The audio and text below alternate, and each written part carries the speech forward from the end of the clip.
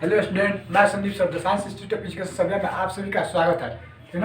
आज हम लोग देखेंगे हिंदी व्याकरण के शब्द विचार के बारे में। हिंदी व्याकरण का एक पार्ट है, दूसरा जो शब्द विचार है, शब्द विचार के बारे में देखेंगे, जिससे हर एक एग्जाम के लिए वो क्या है, काफ़ी महत्वपूर्ण है। हर एक एग्जाम के लिए वो काफ़ी क्या जी महत्वपूर्ण है। हर एग्जाम में इस टॉपिक से लगभग 20 से 15-25 मार्क्स का होता है क्वेश्चन। 15-20-25 मार्क्स का क्वेश्चन जरूरी होता है। तो सबसे पहले आज हम लोग देखेंगे किसके बारे में, तो शब्द विचार के बारे में। सबसे पहले हम देखेंगे शब्द विचार क्या होता है, दूसरा शब्द का परिभाषा देखेंगे लोग, तीसरा शब्द के भेद देखेंगे लोग, और उसके बाद देखेंगे लोग शब्द का क्या, तो निर्माण की प्रक्रिया, शब्द निर्माण की प्रक्रिया देखेंगे लोग।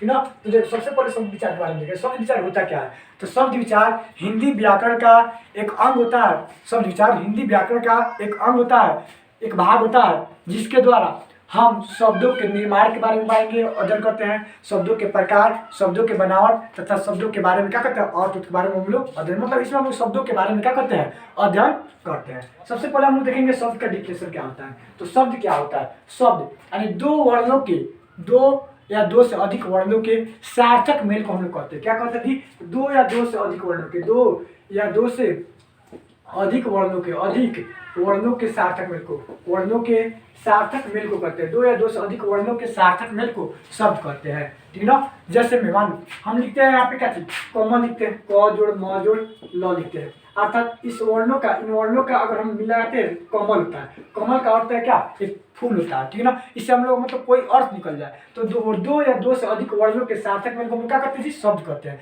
अब शब्द के डिफिनेशन के बाद में हम लोग देखेंगे शब्द के भेद। तो शब्द के भेद क्या होता है, कितने होता है, कितने भागों में इसे क्या किया गया, बांटा गया। तो सबसे पहले उत्पत्ति के आधार पर बांटा गया है, दूसरा संरचना के आधार पर बांटा गया है, दूसरा संरचना के आधार पर, तीसरा अर्थ के आधार पर, चौथा रूपांतरण के आधार पर बांटा गया है। तो इसे चार भागों में, यानी सबको चार भागों में बांटा गया है। पहला उत्पत्ति के आधार पर, तो हम लोग देखेंगे उत्पत्ति के आधार पर कितने भागों में बांटा गया। पहला होता है तत्सम शब्द, उत्पत्ति के आधार पर कितने भागों में, तो तत्सम होता है, दूसरा तद्भव होता है, तीसरा देशज होता है, चौथा विदेशज, और पांचवा जो होता है इसके एक संकर शब्द होता है। पांचवा क्या होता है जी, संकर शब्द। तो देखेंगे तत्सम से पहला, दूसरा तद्भव, तीसरा देशज, चौथा विदेशज, और पांचवा क्या होता है जी, संकर शब्द होता है। अब हम लोग देखेंगे संरचना या बनावट के आधार पर कितने भागों में बांटा गया। तो संरचना या बनावट के आधार पर इसे तीन भागों में बांटा गया।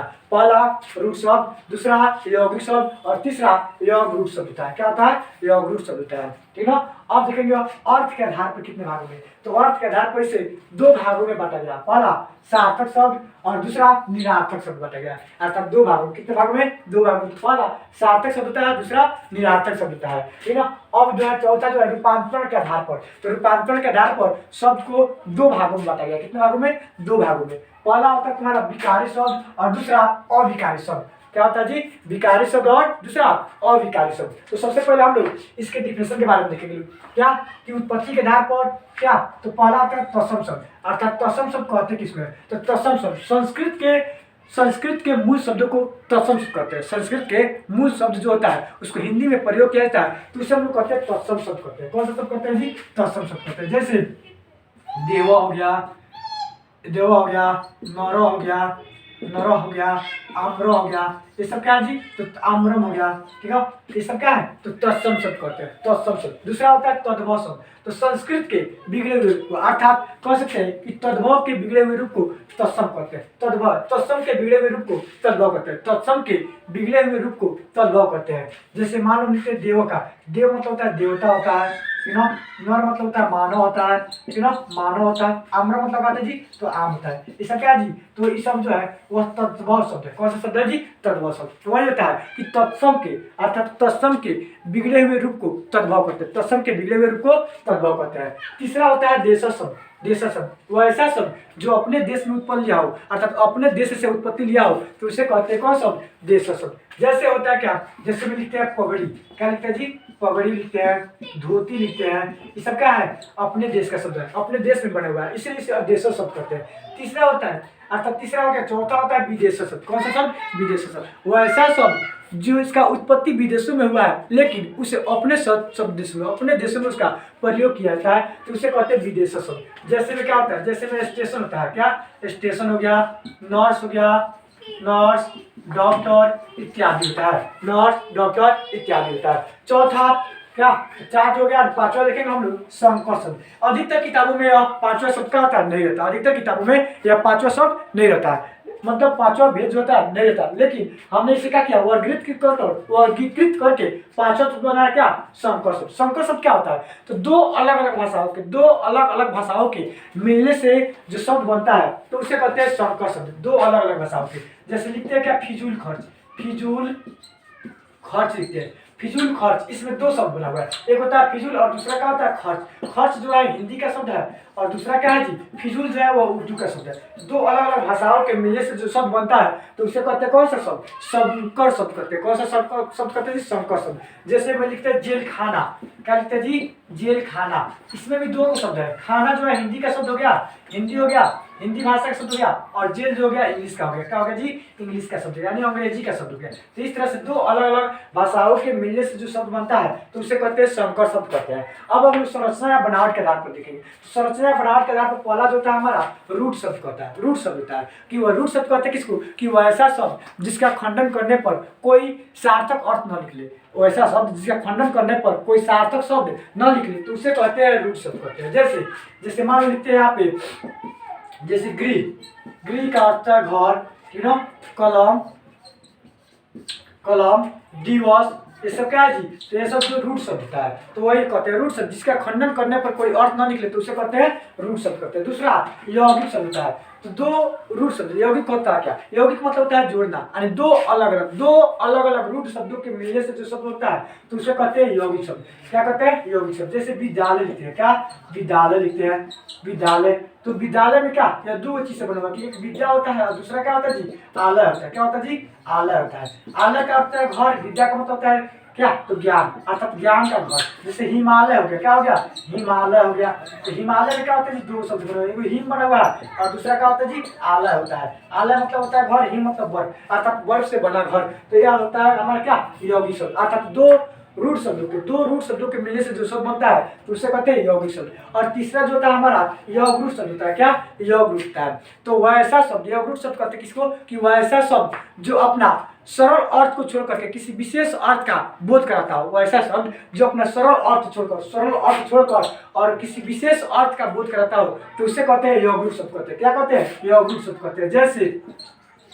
जैसे हंसवाहिनी लिखते हैं, हंसवाहिनी हो गया, क्या, हंसवाहिनी। देखो हंसवाहिनी अर्थात कोई मतलब अपना सरल अर्थ छोड़ करके और विशेष अर्थ का बोध कर जाए, कहीं पे भी हंसवाहिनी कहेगा तो इसका मतलब होता है कि वह सरस्वती माता के बारे में कहता था, सरस्वती देवी के बारे में कहा जा रहा है। दूसरा होता है देखो लंबोदर होता है, लंबोदर अर्थात जिसका उदर क्या होता है, लंबा हो, अर्थात जहाँ पे भी लंबोदर कहा जाए तो यहाँ पे कोई सरल अर्थ नहीं होगा बल्कि क्या हो जाएगा, तो एकदम विशेष अर्थ प्रकट होगा। किसके बारे में, तो गणेश जी के बारे में कहा जाएगा। किसके बारे में, तो गणेश जी के बारे में कहा जाएगा। तो इसी को कहते हैं यौगरूट शब्द होता है। कौन सा शब्द, यौगरूट शब्द, कि जो अपना सरल अर्थ को छोड़कर किसी विशेष अर्थ का बोध कराता हो तो उसे क्या कहते हैं, यौगरूट शब्द कहते हैं। अब हम लोग देखेंगे अर्थ के आधार पर शब्द के बीच। तो अर्थ के आधार पर शब्द को दो भागों में बांटा गया। कितने भागों में, दो भागों में।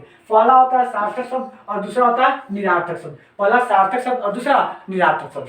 तो जिन शब्दों का अर्थात वर्णों के वैसा मेल जिससे क्या होता है, कोई सही अर्थ निकले, तो उसे कहते हैं सार्थक शब्द। जैसे लिखते हैं क्या, जैसे लिखते हैं नौ जोड़ नौ, अर्थात नयन क्या बनेगा, क्या, तो नयन बनेगा। क्या बनेगा, नयन मतलब होता है क्या, तो आंख होता है। इसका हमको क्या, यानी सही इसका क्या निकल गया, अर्थ निकल गया, इससे अर्थ निकल रहा है तो इसको कहते हैं क्या, सार्थक शब्द। लेकिन वही निरार्थक शब्द क्या होता है, कि वैसा शब्द जिसका मतलब वैसा शब्द जो वर्णों के मतलब दो या दो से अधिक वर्णों के मेल से बना होता है लेकिन उसका क्या, कोई अर्थ न निकले, कोई अर्थ वर्ण शब्द बना होता है लेकिन उससे कोई अर्थ न निकले तो उसे कहते हैं निरार्थक शब्द। जिससे मान लो लिखते हैं च जोड़ ट जोड़ क लिखते हैं, क्या लिखते हैं, जैसे में लिखते हैं च जोड़ ट जोड़ क बनेगा क्या जी, चटक बनेगा। क्या बनेगा जी, चटक। इससे कोई विशेष अर्थ नहीं निकल रहा है, इससे कोई अर्थ नहीं निकल रहा है, कोई अर्थ इसका नहीं निकल रहा है तो इसी को कहेंगे क्या, निरार्थक शब्द। अर्थात वैसा शब्द जिसका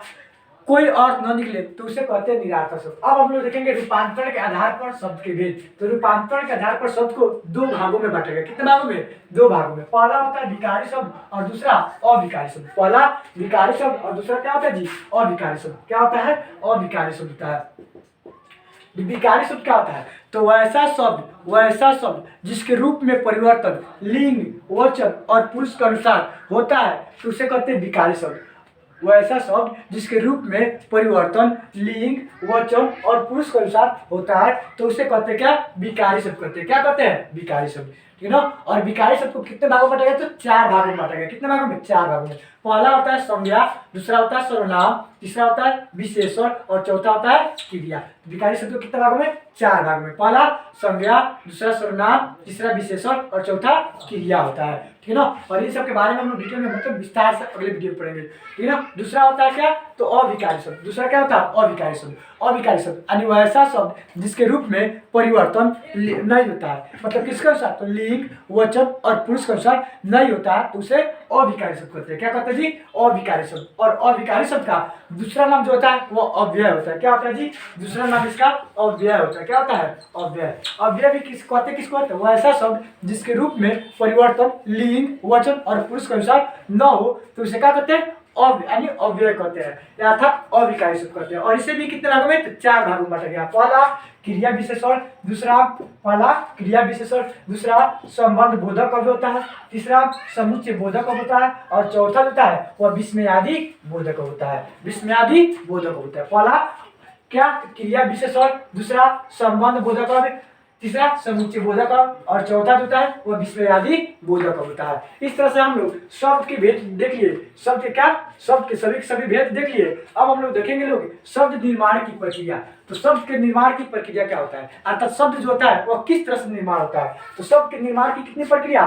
तो 3 प्रक्रिया होता है। कितनी प्रक्रिया होती है जी? 3 प्रक्रिया। पहला जो होता है उपसर्ग और प्रत्यय के द्वारा, उपसर्ग और प्रत्यय के द्वारा, और दूसरा जो होता है वह संधि द्वारा होता है। किसके द्वारा जी होता है? संधि द्वारा। और तीसरा जो होता है समास के द्वारा। किसके द्वारा? समास के द्वारा। क्या होता है जी? समास के। तो ये सब क्या है जी? शब्द निर्माण की प्रक्रिया है। दोस्तों अगर वीडियो अच्छा लगे तो लाइक और सब्सक्राइब करना न भूलिए।